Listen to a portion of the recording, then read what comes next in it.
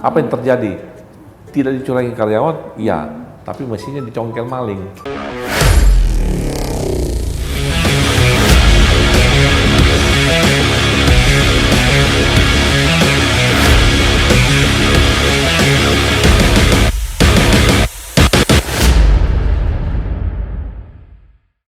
Hai Sobat Hack, welcome back di YouTube channel Laundry Hack. Apa kabar nih semuanya? Sehat-sehat ya? Kali ini aku lagi kedatangan tamu ya. Kira-kira siapa ya tamunya? Guys, sekarang aku lagi mau belajar nih. Kemarin kan kita udah dateng ya ke laundry yang self-service. Nah kan kita cari-cari ownernya siapa sih? Nah ini sekarang kita ketemu langsung sama ownernya. Saya Rizal Matulatan dari PT Triton International. Ya, saya sebagai pemilik daripada Max Express Indonesia.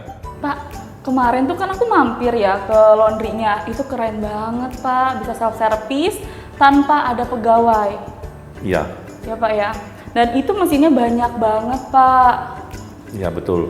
Itu outlet kami yang ke-28. Ya, selama ini kita sudah mulai buka mulai dari Kalibata, mulai dari M-Town, maju ke semua sampai ke beberapa kota di Indonesia. Ya, ini outlet yang ke-28 dan kita memberanikan diri dengan memakai mesin sebanyak 20 set. Jadi boleh dikata ini laundry self-service yang terbesar di Indonesia saat ini. Wow, laundry terbesar se-Indonesia ya, self-service. Pak, kalau boleh tahu dari tahun berapa sih Bapak punya laundry? Ya, kalau saya mulai main laundry semestinya kalau boleh dikata saya di tahun 2005, 2006 saya main laundry kiloan. Oh. Tapi saya banyak kendala di sana. Ya, kecurangan sudah ada. Jadi bukan kecurangan itu berada di tahun 2010 ke atas. Saya di tahun 2005 sudah mengalami hal ini. Sudah mulai dibohongin sama karyawan. Jadi saya 2005 cuma buka setahun. Setelah itu tempat saya offer kasih yang punya tempat untuk lanjutkan, karena saya nggak tahan dengan pegawai, dengan karyawan. Tahun 2005 itu ya Pak? 2005, ya. Nah, terus kembali saya bermain lagi karena saya mulai menemukan laundry coin.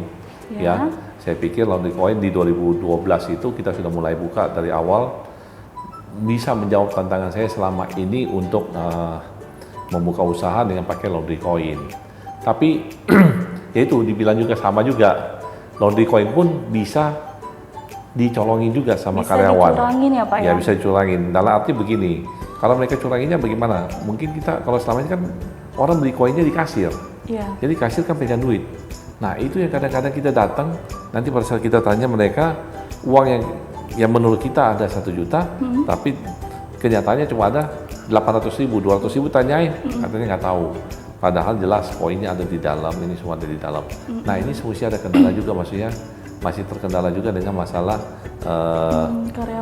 karyawan juga. Artinya kita harus berpikir kenapa bisnis ini terlalu UKM ya, terlalu low. Jadi orang yang kita gaji pun semestinya terlalu murah, akhirnya berakibat mereka kecurangan sering terjadi. Ya setelah itu ya kita berpikir pakai kartu. Kartu pun sama juga bisa terjadi kecurangan. Akhirnya kita di tahun 2019 akhirnya kita 2019 kita udah mulai memakai QRIS. Jadi kita memakai UWAS. Itu di tahun 2019. Tapi memang UWAS itu dibikin dari tahun 2017 ya. Kita develop selama 2 tahun. Akhirnya kita bisa pakai di tahun 2019. Nah, selama kita pakai 3 tahun terakhir ini kita coba, yang kita takut adalah kenapa mesin optimal nggak jalan. Kendalanya apa? Itu semua yang kita pelajari semuanya, apa yang telah kita pernah alamin ya. Menurut saya puas hari ini dengan memakai UWAS. Kenapa? Mesin saya bisa dipergunakan sebagaimana mestinya. Ya contoh, itu ada 3 program. Ya programnya semua ini mesin cuci kepakai semuanya. Contoh, cuci normal, kita bisa pasang harga 15.000, delicate 17.500, power wash 20.000. Bahkan kita bisa menambahkan extra rinse atau mungkin extra air panas, semuanya bisa dengan memakai UWAS. Itu membuat kita menjadi rasa lebih nyaman. Karena kenapa? Mesin kita nggak bisa dibohongin. Betul. Jadi kalau karyawan kita mencoba menjalankan manual, begitu readernya dicabut, mesin error semuanya, dia nggak bisa pakai. Dan kita dari jarak jauh bisa lihat. Jadi saya walaupun saya di Amerika, mungkin saya lagi di Jepang jalan-jalan ya, saya bisa lihat bisnisnya. Ya. Bisnisnya dari genggaman ya. Ya, ada di genggaman gitu. Pak, tadi kan sempat Bapak bilang buka laundry kilon itu tahun 2005. Ya. Nah lanjut, Bapak tahun 2012 Bapak bukanya koin. Nah berarti dari 2005 mau menjelang ke 2012 sempat vakum dulu kah atau gimana? Vakum 7 tahun saya. Vakum 7 tahun. Ya, 2009 saya udah mulai main jualan mesin. Oh. Ya, saya mulai jual mesin ke laundry kiloan di 2009. Nah, selama ini kan market saya kan adalah biasanya rumah tangga, tapi kita di 2009 kita udah mulai bermain ke sektor komersial. 2019 ini? 2009. Oh, 2009. Iya. Ya, jadi kalau sampai hari ini ya kurang lebih saya udah main di mesin komersial kurang lebih 14 tahun. 14 tahun ya. Berarti Bapak mulai fokus lagi di laundry ini pas koin itu ya Pak ya? Terus sambil upgrade baru pakai digitalisasi UWOS gitu ya Pak? Iya, jadi di 2012 kita mulai dengan koin. 2012 saya main dengan koin, dalam waktu 7 tahun saya pikir koin belum menjawab tantangan ke saya. Jadi kalau Anda berpikir hari ini pakai koin, menurut saya udah tinggalin. Ketinggalan zaman Iya, itu udah ketinggalan zaman jadinya. Kalau koin susah, masih bisa dibohongin. Iya. Saya punya pengalaman, saya nggak pakai kasir, saya pakai namanya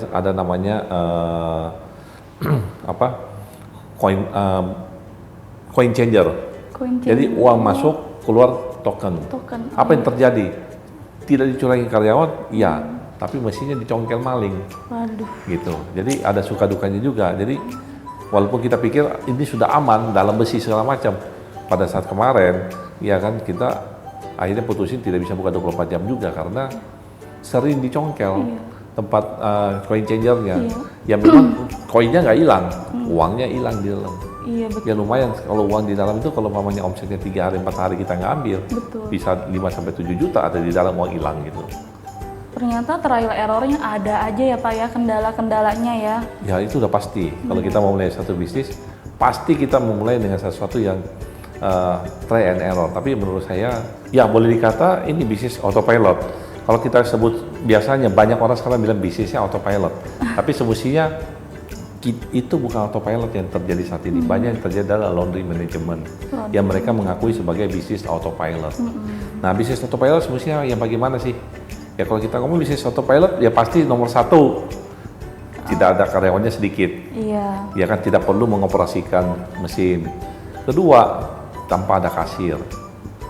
Ketiga, kita nggak perlu ke bank lagi. Uangnya udah langsung sendiri otomatis. Keempat, kelebihan lainnya lagi adalah kita nggak perlu menyediakan lagi segala macam contoh plastik, ya, parfum, chemical lainnya, pendukung laundry, staples lah, apalah, plat ban itu kita nggak ada. Jadi kita benar-benar murni adalah bisnis yang dimana kita adalah menempatkan mesin dan disitulah terjadi interaksi antara pengguna dan mesin tanpa kita pusing. Baju hilang, ya kan? Iya, itu paling penting itu baju hilang yang sering terjadi baju hilang. Betul, Terus Pak. baju kalau nggak hilang apa? Luntur, ketuker. Itu kita sudah tidak pusing lagi. Jadi semestinya yang kita berpikir adalah saya berpikir laundry yang benar adalah kita adalah bos. Yes. Kita adalah berani investasi 300 juta. Masa kita bisa dimarahin orang dengan harga 15.000? Kita nggak punya harga diri. Tapi sekarang dengan saya melakukan ini, tidak ada yang komplain sama saya. Mau komplain di aplikasi. Ya kan, mereka komplain di aplikasi mesin.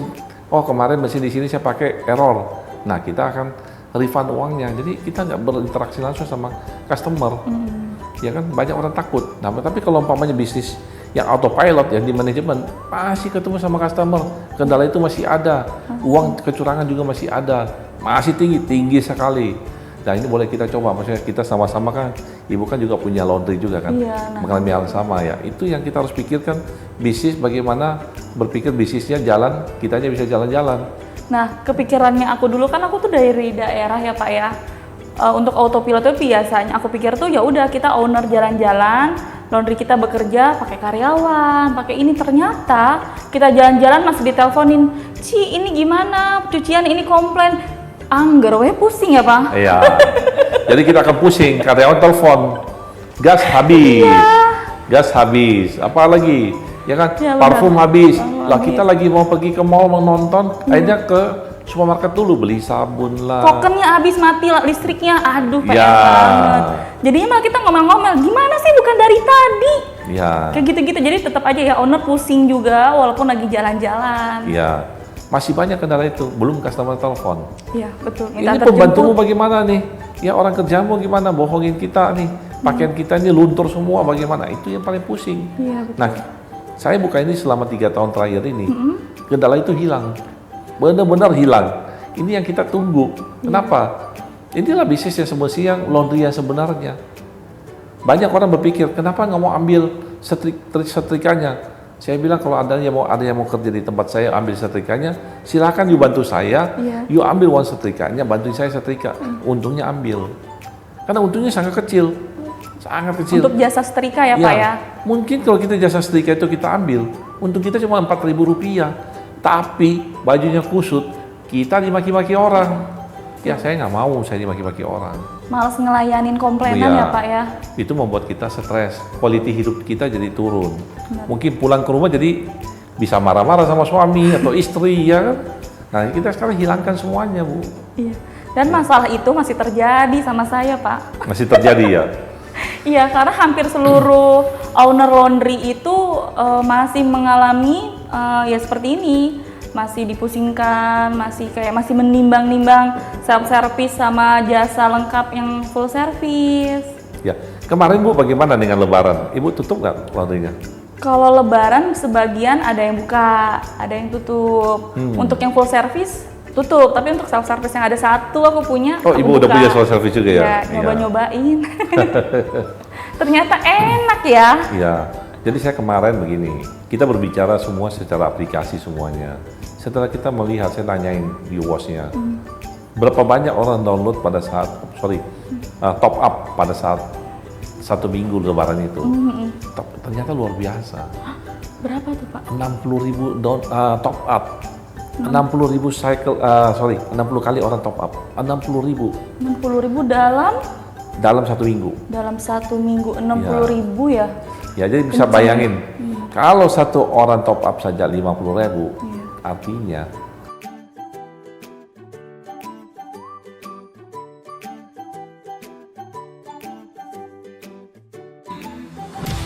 kalau dipikir pakai mesin cuci murah, saya pakai aja mesin cuci murah. Banyak orang nanya sama saya, Pak kita mau lawan, bagaimana mau lawan? Itu lawan saya pakai mesin cuci rumah tangga juga bisa lawan saya, karena konsumen sekarang mau 1 jam selesai. Tetapi apartemen itu sebenarnya menurut saya share-nya paling kecil di Indonesia. Kenapa? Indonesia masih mayoritas perumahan. Betul. Jadi seluruh apartemen di Indonesia tidak akan mengalahkan seluruh laundry yang ada di ruko. Jadi sebenarnya bukan itu lagi, bukan hanya pemilik laundry. Tapi sekarang kita membantu istilahnya semua orang yang masih bekerja untuk sudah mulai bisa memikirkan masa depan dengan mungkin berinvestasi di laundry.